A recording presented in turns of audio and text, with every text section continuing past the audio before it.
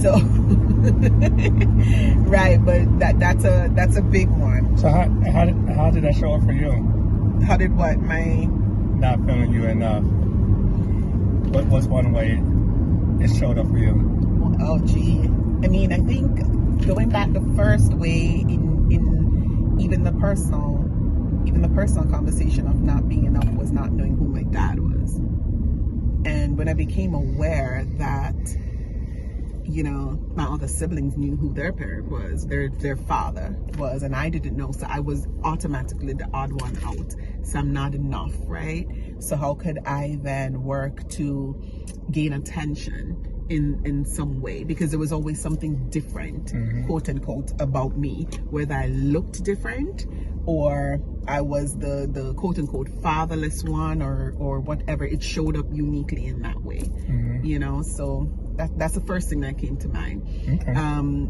That sent me on a treadmill or the rat race of adding things on, right? So I needed to be educated, I needed to be smart, I needed to, you know, look a particular way, I needed to carry myself a particular way versus just letting my hair down and relaxing and laughing the way I want to laugh, right? And eating the way I want to eat, and, you know, not being so quote unquote uptight, right? Because what I felt was if I was quiet, if I just sat there and I wouldn't draw attention, you know, to my quote unquote differentness, right? I wouldn't draw attention to that. And so I would go out in the world and add things on so that it would make a picture that it was looking good. Right. I was all okay. I was all put together. I was all right. And that's immediately one of the ways that it showed up. And it was a lesson, which is what the lesson was today, because all those experiences and everything that I gained taught me things about myself. You know, it taught me so much of my endurance. It taught me tenacity. It taught me to find my voice. It sent me on the path of discovering who I am and just being fully immersed in personal development and reading and wanting to be better and wanting to love myself completely as I am. So it sent me on the path of that discovery and to really live in an authentic space that everything is my teacher and I can love everyone and be with everyone because they're here to teach me a lesson. And the ultimate lesson to teach us is how to love yourself. And that's it. That's it. They show you where you're not loving yourself. Yeah, completely. Yeah. Completely. All the places that I was, you know, I spent hiding. Hiding from you. Hiding from me. I really had to learn to give my own self that love. You know, not seek the love from others or seek the validation from others, but seek the love from myself.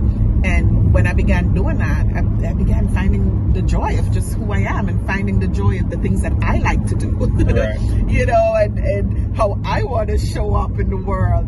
And it also improved, I think, my relationships, you know, because it was no longer about blaming others or fighting against others, because, you know, you can just express love more, you know, and you can just be with others without certain judgments or condition, because it really didn't matter anymore, right? They say, oh, you're a wonderful, a painful, wonderful teacher.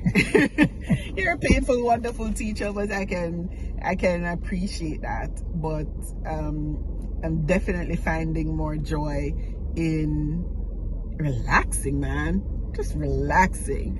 And I'm finding joy in relaxing because I spent my entire early years being so uptight and trying to be somebody else and trying to guard myself and to protect myself and to not be hurt, you know, because if you discover my differentness, you know, you're gonna leave me.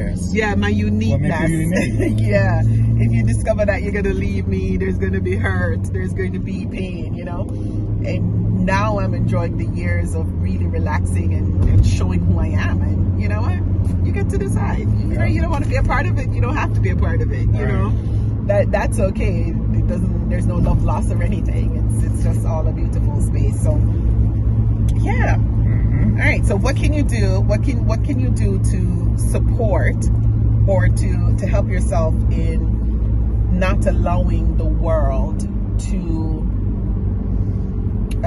have you fall away from yourself? Like, what are some of the practical ways or things that we can do?